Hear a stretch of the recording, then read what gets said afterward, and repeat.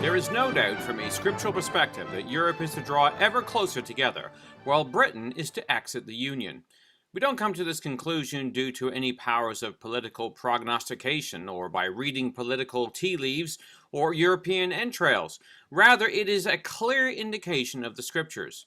The prophecies of Ezekiel clearly indicate that nations who come to destroy Israel at the time of the end are a conglomeration, largely European, led by Russia.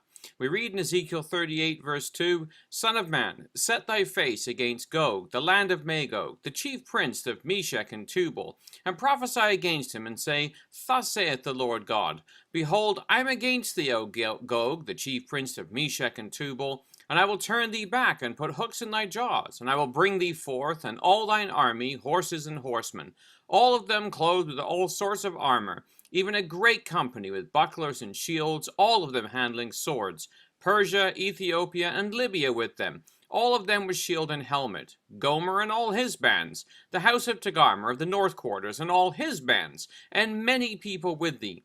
Be thou prepared, and prepare for thyself, thou and all thy company that are assembled unto thee, and be thou a guard unto them. The nations that cover the geographical area of Russia, or Rosh, Moscow, or Meshech, Eastern Europe, called Magog, and France and Germany, or Gomer, along with Iran, Libya, and Ethiopia, are the ones who unite in a final crusade against the Almighty, in what he terms, against my people Israel, in verse 16 of chapter 38. This prophecy is paralleled in Daniel, where he describes two opposing powers, the king of the north and the king of the south. We read in chapter 11, verse 40, At the time of the end shall the king of the south push at him, and the king of the north shall come against him like a whirlwind, with chariots and horsemen and many ships. He shall enter also into the countries, and shall overflow and pass over. He shall enter also into the glorious land, or Israel, and many countries shall be overthrown. But these shall escape out of his hand, even Edom and Moab, and the chief of the children of Ammon. He shall stretch forth his hand also upon the countries, and the land of Egypt shall not escape. Well, the king of the north equates with the Gogian confederacy of Europe, which is to enter the glorious land, or Israel, and is opposed by the king of the south. In Ezekiel, the king of the south are the merchant nations linked with Arabia, who protest the invasion. Sheba and Dedan, the merchants of Tarshish, with all the young lions thereof, shall say unto thee, Art thou come to take a spoil? Hast thou gathered thy company to take a prey, to carry away silver and gold, to carry away cattle and goods, and to take a great spoil? Verse 13 of chapter 38. Well, Britain is the Tarshish power, united with her independent whelps, the young lions, who do not participate with the invading force, but protest against it. They are united with Sheba and Dedan, the nations who cover the geographical territory of Arabia, who we know today as the Gulf states. That is the clear picture of the scriptures. It matters not what the current events are presently displaying, this will be the picture at the time of the end. Added to this is the prophecy of Revelation 17, where the nations of Europe are united together in what is described as the beast, under the influence of false religious system termed the harlot. Eventually, their crusade into the Middle East, their hatred of God's people, and their desire not to be brought unto the yoke of the Lord Jesus Christ when he returns to set up God's kingdom, which will crush all worldly kingdoms, will bring them into direct conflict with Christ, a conflict that they will lose, as we read in Revelation 17, verse 14. These shall make war with the Lamb, and the Lamb shall overcome them, for he is Lord of lords and King of kings, and they that are with him are called and chosen and faithful. On the other hand, the mercantile nations associated with Tarshish and Sheba will submit to the rule of Christ. We read in the 72nd Psalm, verses 10 to 11, The kings of Tarshish and of the isles shall bring presents. The kings of Sheba and Seba shall offer gifts. Yea, all kings shall fall down before him. All nations shall serve him. Well, it is for this reason that Bible students have predicted an ever closer European Union and Britain's departure from it. This is why it is so exciting to watch the Bible in the news as we see the nations being prepared for their roles at the time of the end. The terrorist attacks in France and Belgium have helped France and Russia draw closer together. It was fascinating to see headlines in the news this week where France is calling for an end to the anti-Russian sanctions in Europe. members of the Republican Party in France called for a parliamentary debate calling for an end to EU sanctions.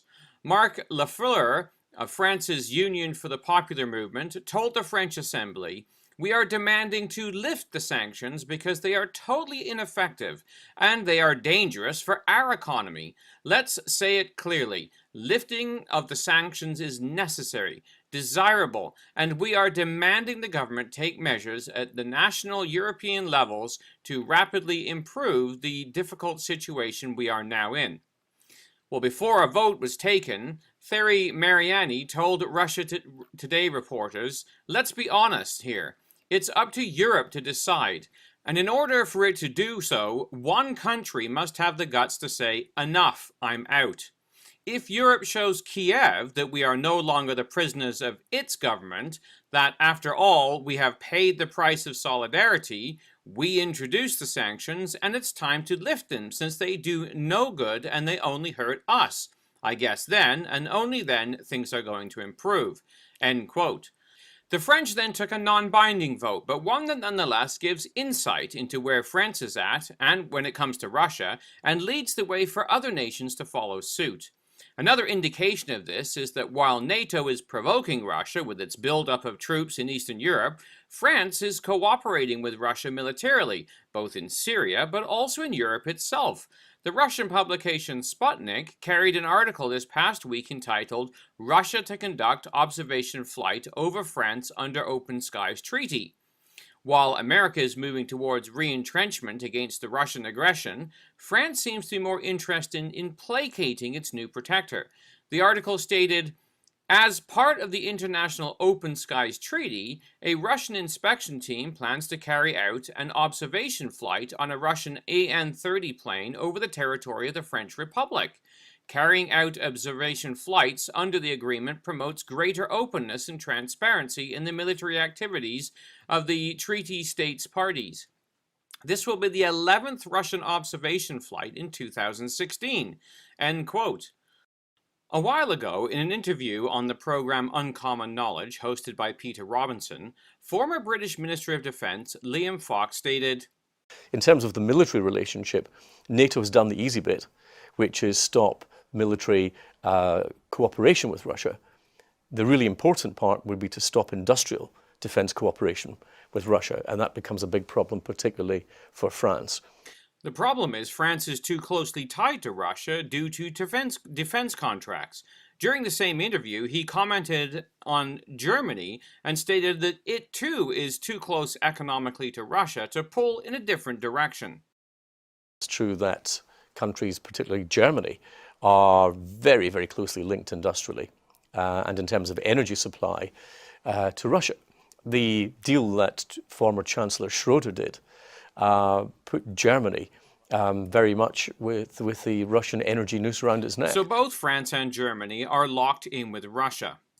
Well, meanwhile, the threats between NATO, of which France and Germany are currently members, and Russia are growing, and they are translating into dangerous actions.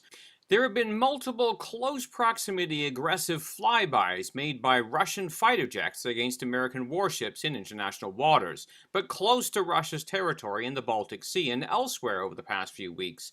The U.S. Naval Institute reported this week the Baltic Sea region has emerged as one of the friction zones between the aggressive Russia and the United States and its NATO allies in northeastern Europe. Recently, the USS Donald Cook was twice buzzed by a Russian Su-24 fencers during an exercise in the Baltic Sea. The Cook incident is just the most recent of a string of close encounters between Russia and the West at sea and in the air over the Baltic Sea over the past 2 years. Well, commenting on this recent aggression, author Sebastian Gorka stated, answering a question as to why the Russians would do this. Because they're probing. This is classic Cold War strategy. Remember, Vladimir Putin was a colonel in the KGB, so he's just testing, constantly prodding our chest, and when he sees us do nothing, he fills that vacuum. This is why he invaded Crimea, this is why he's intimidating people all across the area around the Balts, and this is why he's moved into the Middle East. Classic Cold War tactic. How did we respond? The Baltic nations, now members of NATO, have called on additional protection from NATO NATO nations because they believe as though the Russians are beginning to rattle their cages. The Poles are also asking for more protection. And remember, those states, the Baltic states that are members of NATO now, they were taken over by the Soviet Union. They were forced to be part of the USSR. They are very afraid right now.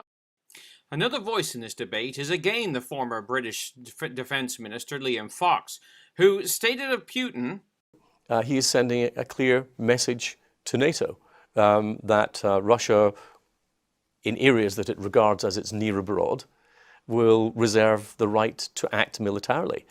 We've seen it in Georgia, and we did nothing in Georgia. And I hear still, I was in Washington recently and people were saying, well, Putin is misreading the signals. Putin is not misreading the signals. Putin is perfectly reading the signals. He understood what it was when we did nothing about the red lines in Syria. He understood the West's inactivity over Georgia when the Ukraine was being blackmailed with gas supplies and costs. In all these things, we did nothing. And he understood perfectly what that allowed him to do. So for the longest time, the West stood back and did nothing. Putin was expanding and now is pushing further. The argument is that NATO and the West have to re-engage in a pushback of Putin that could involve war. Liam went on to state, I think there needs to be a reawakening in Europe, as we discussed earlier, about the values that need to be defended. Some of the countries in Poland, some of the other former East European countries who lived under the Soviet yoke need to recognize that peace and security are not a natural state of affairs. Chaos and disorder is the natural state of affairs. If we want to keep what we have achieved in recent decades, we're going to have to fight afresh for them. In fact, every new generation has to fight for them as the one before did. This prediction is becoming a reality. Reuters has reported that Russia is stepping up its military presence in the Baltic area of Europe due to NATO's increasing its strength in the area. In an article dated May the 5th, 2016, the following was reported. Russia will reinforce its western and southern flanks with 3 new divisions by the year end, officials said on Wednesday, threatening retaliation to NATO's plan to boost its military presence in eastern member Poland and Baltic states. Russia announced in January it would create 3 new military divisions and bring 5 new strategic nuclear missile regiments into service. On Wednesday, Russian Defense Minister Shoigu said the new divisions would be formed by the end of this year to counter what Moscow saw as NATO's growing strength. Russian media, citing unnamed military sources, said the new Russian divisions would most likely be motorized rifle ones, a number around 10,000 soldiers each. So Russia is bringing 30,000 troops into the European arena, along with creating 5 new strategic nuclear missile regiments. This is to counter the 4,500 NATO troops earlier reported being deployed into the area. In response to this, U.S. Secretary of Defense Ashton Carter had the following to say in Stuttgart, Germany.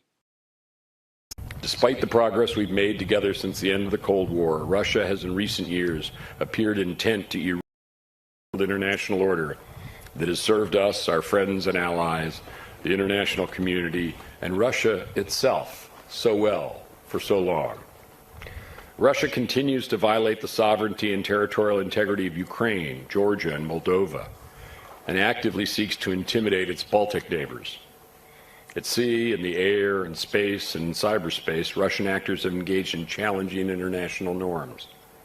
And most disturbing, Moscow's nuclear saber rattling raises troubling questions about Russia's leaders' commitments to strategic stability, their respect for norms against the use of nuclear weapons, and whether they respect the profound caution that nuclear-age leaders showed with regard to the brandishing of nuclear weapons. However, America and NATO are having a job keeping up. U.S. Naval Forces Commander in Europe, Admiral Mark Ferguson, told CNN, "We're seeing the Russians have more advanced weapon systems, missile systems that can attack land at long ranges. We also see their operating proficiency is getting better as they range farther from their home waters." He added that we cannot maintain 100% awareness of Russian sub-activity today. Our attack subs are better, but not by much. Russian attack subs pose an existential threat to U.S. carrier groups, end quote. So while France is cozying up to Russia, NATO is becoming more hostile, signifying that NATO and some of the EU nations may be pulling in different directions. NATO, the North Atlantic Treaty Organization, is comprised of nations such as the USA and the UK, who are the greatest contributors along with France. Yet NATO seems to be becoming very disjointed as key players pull in different directions. So, while NATO founders, U.S. presidential candidate Donald Trump has suggested that he would pull the U.S. out of NATO, with a great furor was raised last week with reports that Germany is pushing for a European army again. Russia Today reported, Brexiters campaigning for Britain to leave the European Union are incensed at leaked German plans for EU army, arguing that an additional center of European defenses would see the US withdraw NATO funding. Their comments come after German plans for a European military HQ and the pooling of equipment to serve such a force came to light. Former British Foreign Secretary Lord Owen warned the move could see the US withdraw funding from NATO. What is needed is a far greater European commitment to NATO, he said, not the creation of a military establishment within a dysfunctional European Union, he told The Times. This concept is playing into the British debate on exiting Europe. Former British Prime Minister Tony Blair clarified this fact, writing in Newsweek magazine in January, I would argue that in a medium term, there will be a growing requirement for Europe to build defense capability. That force would not supplant NATO, he suggests, but would have the independent ability to take military action at times when Europe's security interests are threatened, when the US may decide not to be involved. The idea, the British Army is being put under control of the European Union to be deployed without the assent of the British Parliament, is galling to many Brits. Well, where is all this heading? Well, eventually to Armageddon, but there are a few shifts that have to take place first. The Bible gives the clear answer as to where the players must be. There is to be a break between Britain and the EU politically. There is also to be an alliance between Russia, Germany, and France militarily. Therefore, NATO must dissolve or at least shed some of its partners, and Britain must leave Europe. There is a referendum in June about the British exit from Europe, termed Brexit. While we don't know the outcome of this referendum, we do know the situation that will exist in the time of the end. This referendum may just be a milestone in getting Britain to the position the Bible requires of it. It was interesting in the past few weeks to see even Obama weigh in on the debate in comments that had been branded as extremely arrogant hypocrisy when he stated, I think it's fair to say that maybe some point down the line, there might be a UK-US trade agreement, but it's not going to happen anytime soon because our focus is in negotiating with a big bloc, the European Union, to get a trade agreement done. And UK is going to be in the back of the queue, not because we don't have a special relationship, but because given the heavy lift on any trade agreement, us having access to a big market with a lot of countries rather than trying to do piecemeal trade agreements is hugely inefficient. of course, by the time the dust settles, Obama will no longer be president and his opinion will be irrelevant. However, Obama's threats have lit a fire amongst many in Britain who now see more clearly the need for Britain to exit, especially on the issue of taxation without any meaningful representation. Australia also waged in on the debate when Senator Patterson urged Britain to leave the EU, stating that a Brexit would benefit the Commonwealth, i.e. the young lion nations. He stated, a free trade agreement between Australia and the United Kingdom cannot be negotiated because the United Kingdom has no freedom to determine its own trade policies. An agreement for the free movement of people between the Commonwealth countries such as Britain, New Zealand, Australia and Canada also cannot be negotiated because Britain has no freedom to determine those policies. I urge the people of the United Kingdom to consider very carefully their vote on the 23rd of June. It is up to you to decide whether you remain or whether you leave. But rest assured that your friends around the world, including in Australia, would welcome you back into the international community outside the European Union, and you would have a strong, prosperous and stable relationship with us if you chose to do so. So according to one of the Young Lions, a Brexit would strengthen the Young Lion relationship. We will watch with great interest the events of May and June regarding Britain and the Bible in the news. How much longer it will be before the Lord will return and call together those who have made a covenant with him by sacrifice, we cannot say. But we see the pieces shifting rapidly all over the chessboard, signaling that the Lord is at the door. For the Bible in the News, this has been Jonathan Vaughan joining you.